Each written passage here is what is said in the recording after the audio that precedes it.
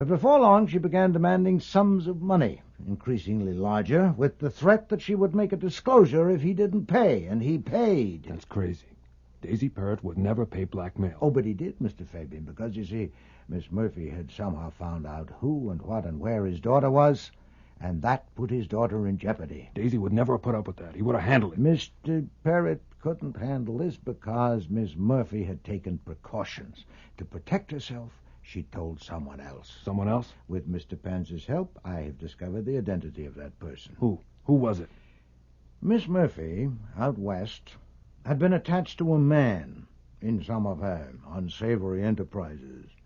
That man came to New York, I don't know when, but it may be surmised that it was about the time Miss Murphy began demanding money from Mr. Parrott. Who is he? That man decided on a stroke of his own.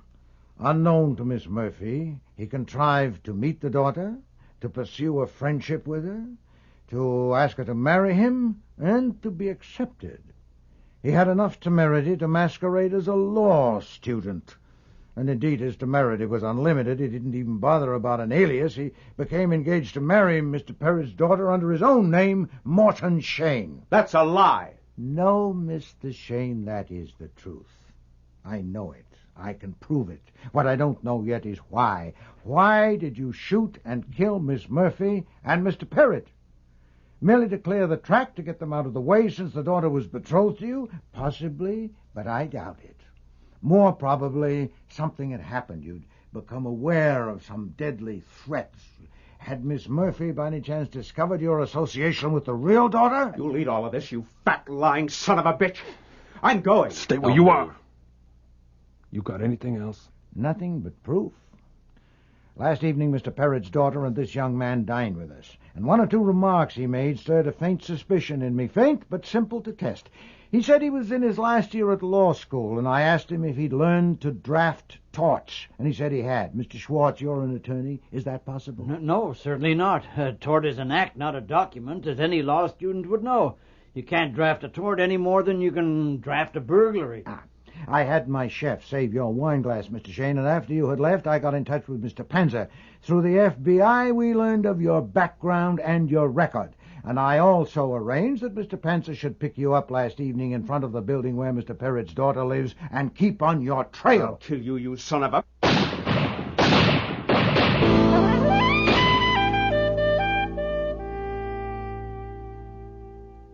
The paper says the DA's decided not to charge Meeker or Fabian because a man has a right to defend himself.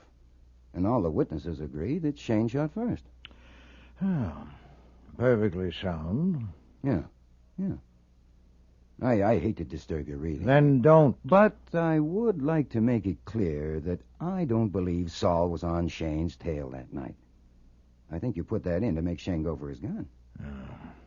That's not sound at all. Uh-huh. Mere conjecture. You knew Fabian would get Shane, and you had to do it that way because you knew you couldn't pin the killings on Shane.